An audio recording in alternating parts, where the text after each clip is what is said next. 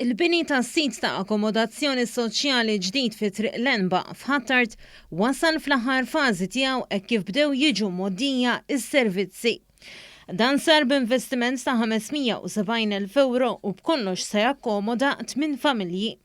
Ħabbar dan il-Ministru għall-Akkomodazzjoni Soċjali Roderick Galdes waqt żjara li għamel fuq il-land tax-xogħol. Hawn qal li dan il-proġett juri kemm il-Gvern qed jiffoka fuq zoni differenti fejn tidħol l-akkomodazzjoni soċjali u li l-ħidma tiegħu qed issara f'binjiet ta' kwalità. Minn familji se jħossuhom parti mill-komunità u anke d-diżinn u l-integrazzjoni li rajna li hemm bżonn marbuta ma' dan il-proġett qed narawha wkoll isseħħ fir-realtà. Il-kap eżekuttiv tal-Awtorità ta' Djar Leonid Mackey saħaq li d-Dipartiment tal-Akkomodazzjoni Soċjali fih dan l-awtorità se jibda jagħmel eżerċizzju biex tiġi aġġornata l-informazzjoni eżistenti tal-applikanti kollha.